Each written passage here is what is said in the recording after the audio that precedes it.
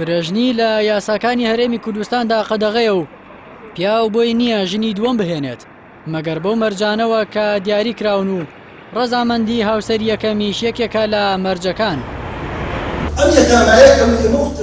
سەنتەری زەهاوی گفتوگۆیەکی لەم بارەیەوە ڕێکخست و هێندێک تێڕوانین و بۆچوونی نوێ لەسەر فرەژنی خرانە ڕوو. مامۆستایەکی زانکۆ دەڵێت فرەژنی نە دەبێت بە ڕەهایی بێت و نە ڕێگریشی لێ بکرێت.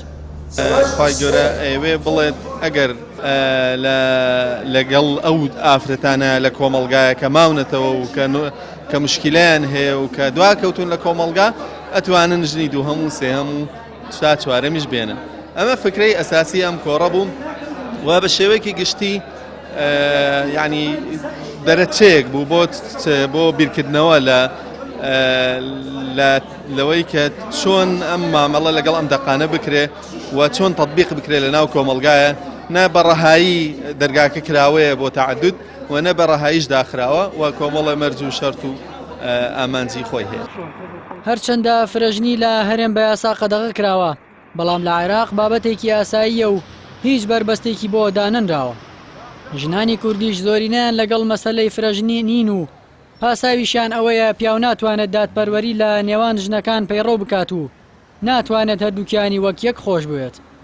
پرۆفیسۆر دکتۆر فاروق شارەزە لە یاسا دەڵێت فرەژنی مەرجی هەیە. ئەوان دەڵێن پیاو ئەگەر ژنی دووەم بهێنێت پێویستە کەسێک بێت هاوتەمەنی خۆی بێت نەک پیاوێکی تەمەن 55 ساڵ کچێکی 18 ساڵ بخوازێت. پێویستیشە ئەو مەرجانەی ئیسلام دیاری کردووە جێبەجێ بکرێت. بەو تەفسیری کە ئێستا عەرزیم کردووە لەم سیمینارەیە فرصت بۆ ئەوانەیە کە فرسەی زەواجیان لەدەست چووە، یعنی کە پیاوێک ژنێکە هێنێ لە تەمەنی 50 ساڵیە ناکرێت بچێت کچێک بێنە تەمەنی 20 ساڵە، ئەبێ بچێت ژنێک بێنێ کە لە تەمەنی خۆی نزیک بیا ئەو ژنانە بن کە تۆزێ فرسەتی زەواجیان کەمتر بۆتەوە لە خەڵکی جیاواز. ما لە زەواج لە شریعی ئیسلامیە مافە. زەواج لە شریعی ئیسلامیە نعمەتێکە. کاتێک کە کۆمەڵێ ژن لەو نعمەتە بێبەش ئەبن لەو مافە بێبەش ئەبن دەوڵەت ئەبێ پلانێکی هەبێ بۆ پڕکردنەوەی ئەو نەخسا. ئەمە معنایەوە نییە بە زۆرداری خەڵک ملی خەڵکەگرێ و بۆ ئەوی ژن بێنن، نە، بەڵام پلانێکە دای ئەنێ ڕێگە ئەدا بە پیاو بیکا بە دوو بیکا بە سێ بە چوار بەمەرجێ لەو ژنانە بێ نەچێ کچێکی 14 ساڵ و 15 ساڵ یا 18 ساڵ بێنێ کە لە کاتێکە خۆی ژنی یەکەمی هەیە یا تەمەنی گەشتوەتە 56 ساڵ.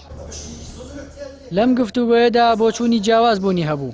ئافرەتان بە هیچ جۆرێک لەگەڵ فرەژنیدا نەبوون و پیاوانیش بەشێکیان بەکارێکی پەسەند و گونجاویان دەزانی. بۆ ئەم مستەمعی ئیمڕۆ لەبەرەوەی عانیسە زۆرە، لەبەرەوەی ئافرەتێکی زۆر بێوە ژن کەوتۆتەوە مناڵەکانیان بێ باوکن بەڕاستی نازانن چی بکەن، کەسێکیانەوە سەرپەرشتی بکە کاکە. يعني وما خوا فرميتي فانكحوا ما طاب لكم من النساء مثنى وثلاث ورباع.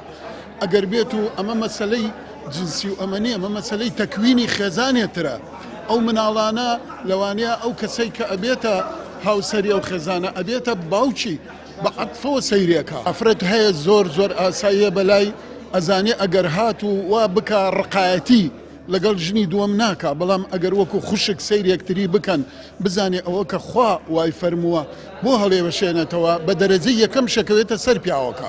ئەمە مامۆستامانەیە سێ ژنی هەیە لە سێ قاتادایانی ناوە بە یەکشەوە ئەژێن. بەپێی ئامارەکان لە عێراق زیاتر لە 1 ملیۆن بێوەژن هەن و ڕێژەکەش لە بەرزبوونەوەدایە. یاساناسان پێیان باشە بۆ چارەسەری ئەم حاڵەتانە حکومەت بیرێک لە بابەتی فرەژنی بکاتەوە و بە یاسا ڕێکی بخات. پێویستە بابەتەکە بە پشتبەستن بە دەقائینی و یاساییەکان چارەسەر بکرێت و تێڕوانینەکان بۆ بابەتەکە گشتگیرتر بکرێت.